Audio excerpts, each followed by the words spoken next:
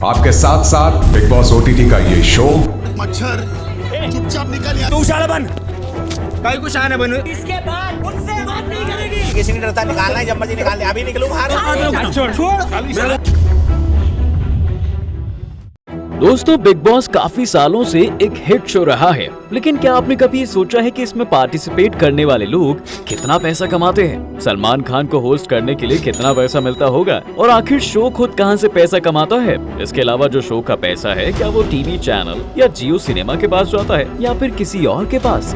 आज big boss का पूरा बिजनेस मॉडल जानेंगे हम इस वीडियो में। देखिए दोस्तों, बिग बॉस आज के समय में इतना बड़ा शो हो गया है कि सभी को लगता है कि उन्हें बिग बॉस के बारे में काफी कुछ पता है, लेकिन शायद बहुत कम लोग ही जानते होंगे कि बिग बॉस का पहला सीजन कलर्स पर नहीं बल्कि सोनी टीवी पर एयर हुआ था। जी हाँ, और उसे उस समय मुन्ना भाई की सर्किट यानी अरशद वारसी ने इसे होस्ट किया था।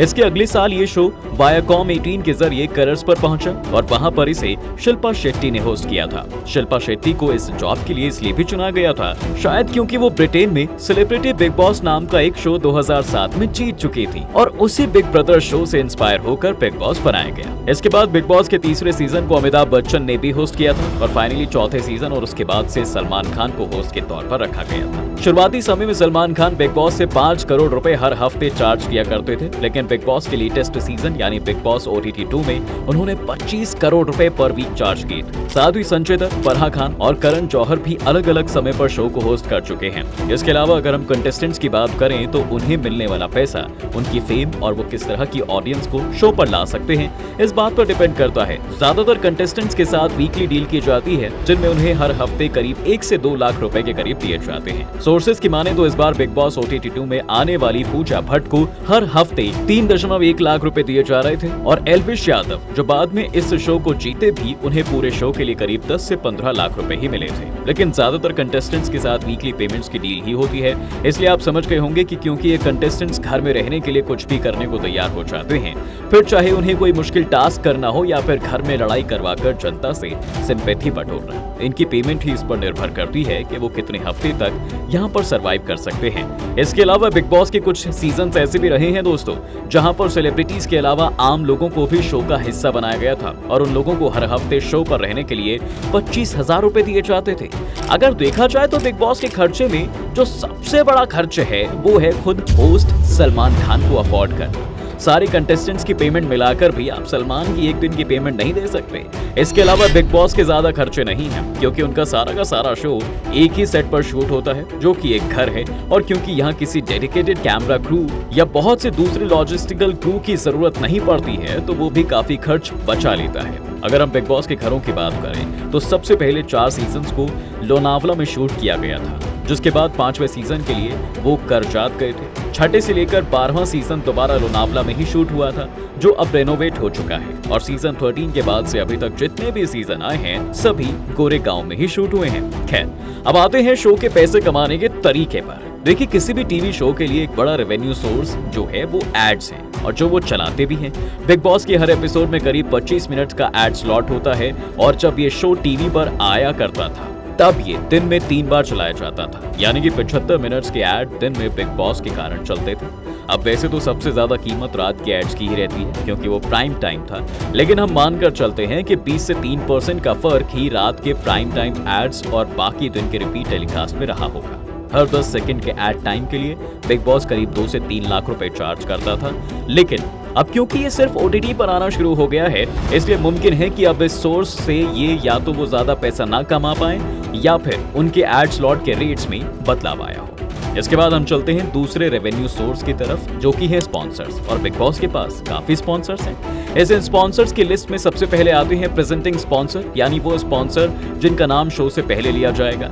इस सीजन में बिग बॉस को विमल इलायची ने स्पॉन्सर किया था, इसलिए विमल इलायची प्रेजेंट्स बिग बॉस कहा जाता था। सबसे ज्यादा बार एक शो में प्रेजेंटिंग स्पॉन्सर का ही नाम लिया जाता है। इसके बाद आता है दूसरा सबसे इंपॉर्टेंट स्पॉन्सर, जो कि है powered by sponsor. Powered by sponsor का नाम ठीक शो के नाम के बाद लिया जाता है, और जब भी शो को फॉर्मली ओपन करना हो या एड ब्रेक के बाद लौटना हो, तब प्रेजेंटिंग और पावर्ड बाय दोनों ही स्पॉन्सर्स के नाम दिए जाते हैं। अब इसके बाद तीसरा स्पॉन्सर है जिन्हें स्पेशल पार्टनर्स भी कहा जाता है। स्पेशल पार्टनर्स का नाम भी आप शो के इंट्रोडक्शन में सुन सकते हैं। इसके बाद एक चौथी कैटेगरी होती है स्पॉन्सर्स की, जिन्हें की cooking partner, eyewear partner, payments partner, न जाने कितने नाम से बुलाया जाता है। ये भी सिंपल है दोस्तों, अगर पेटीएम जैसी कंपनी पैसा दे रही है तो पेमेंट्स पार्टनर कहना होगा, और अगर लेंसकार्ट स्पॉन्सर कर रही है तो आई वेयर पार्टनर कहना होगा।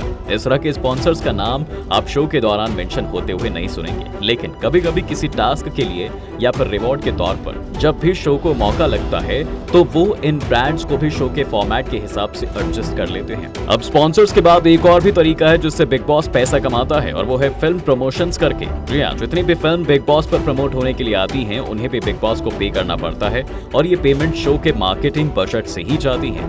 आपने तो सुना ही होगा कि कई बार जो अच्छे फिल्म मेकर्स हैं उनकी ये कंप्लेंट भी रहती है कि ज्यादातर फिल्म स्टूडियोज मूवी बनाने से ज्यादा पैसा तो मार्केटिंग पर ही खर्च कर देता है, और ये सच भी है, क्योंकि फिर चाहे वो लॉन्च इवेंट्स हो या फिर बिग बॉस जैसे शो में जाना, इन सभी के लिए एक बड़ा बजट होना काफी जरूरी है। और इसलिए आप किसी छोटी फिल्म को कभी इस तरह के शोज में प्रमोट होते हुए नहीं देखोगे। आखिर में जब इन सभी ऑप्शंस के बाद कुछ बच जाता है तो वो है product placement. Garnier, Sunfeast, dark fantasy, 2 यम चिप्स, न जाने कितने ही ऐसे ब्रांड्स हैं जिनके प्रोडक्ट्स को शो के अंदर कंटेस्टेंट्स को यूज करते हुए दिखाया जाता है, जो कि काफी नेचुरल भी लगता है। लेकिन ये भी प्रोडक्ट प्लेसमेंट है और इससे भी बिग बॉस वाले काफी पैसा कमाते हैं। चलिए, अब ये तो समझ में आ गया कि बिग बॉस कैसे पैसा कमाता है, लेकिन आखिर ये पैसा कमा कौन रहा है? शायद आपने दोस्तों एंडेमोल शाइन इंडिया का नाम तो जरूर सुना हो। ये एंडेमोल ग्रुप ही भारत में बिग बॉस के अलावा खतरों के खिलाड़ी जैसे शोज को बनाता भी है। एंडेमोल बेसिकली एक प्रोड्यूसर है जो पूरा शो बनाता है, सभी तरह की स्पॉन्सरशिप से लेकर आता है, और साथ ही होस्ट और कंटेस्टेंट्स को भी यही पे करता है। इसके बदले में ज्यादातर पैसा उन्हीं के पास जाता है, और इसके बाद ये लोग इस शो के डिस्ट्रीब्यूशन राइट्स को कलर्स, जियो सिनेमा या दूसरे प्लेटफॉर्म्स को बेचते हैं, और वो पैसा भी इन्हीं की जेब में आता है। अब जिस प्लेटफॉर्म ने ये डिस्ट्रीब्यूशन राइट्स खरीदे हैं वो अपना पैसा एड्स बेचकर रिकवर करते हैं, और इस तरह से ये पूरा खेल खेला जाता है। बिग बॉस का बिजनेस तो एक तरफ है वैसे, लेकिन इसके साथ साथ बिग बॉस को लेकर बहुत सी कंट्रोवर्सीज भी देखने को मिल जाती है। यहाँ उन कंट्रोवर्सीज की बात नहीं हो रही है जो बिग बॉस खुद शो में मसाला डालने के लिए क्रिएट करता है, बल्कि बिग बॉस जैसे रियलिटी टीवी शोज के सोसाइटी पर इम्पैक्ट की हो रही है। देखिए, मुमकिन है कि आप में से ज्यादातर लोगों ने बिग बॉस देखना छोड़ दिया हो, लेकिन फिर भी बिग बॉस OTT 2 अभी तक का सबसे सक्सेसफुल सीजन रहा है, और इसमें कंटेंट के नाम पर सिर्फ लोगों को एक दूसरे से लड़ते हुए दिखाया जाता है। जानबूझकर इस तरह के टास्क बनाए जाते हैं जिसमें उनके बीच लड़ाई हो, और साथ ही एडिटिंग टीम कई सारी कॉन्वर्सेशन को बीच में से ही एडिट करके एक अलग ही रियलिटी दिखाने की कोशिश करती है। ये सभी चीजें जब लोग देखते हैं तो उन्हें भी एक तरह की वैलिडेशन मिलती है कि झगड़ा करना और गाली देना तो कूल बात है। सेलिब्रिटीज भी ऐसा करते हैं, और सिर्फ इसी के दम पर वो इतना बड़ा शो जीत गए। समय पर इस तरह के रियलिटी शोज के खिलाफ लोगों ने आवाज भी उठाई है, और देखा जाए तो शो के पास भी ये डिफेंस है कि अगर लोग मारपीट और गाली गलौज ही देखना चाहते हैं तो वो भी क्या कर सकते हैं। खैर, आपको क्या लगता है, इसमें बिग बॉस की गलती है या फिर समाज की? इसके अलावा अगर आप चाहते हैं कि हम द कपिल शर्मा शो या फिर KBC जैसे पॉपुलर शोज के बिजनेस मॉडल को भी आपके सामने लेकर आए तो हमें कमेंट सेक्शन में जरूर बताइएगा। उम्मीद है आपको आज के इस वीडियो में काफी कुछ नया मिला होगा। अगर आपको ये वीडियो पसंद आया है, वीडियो को लाइक करें, और अगर आप इस चैनल पर नए हैं तो जाने से पहले चैनल को सब्सक्राइब करना ना भूलें।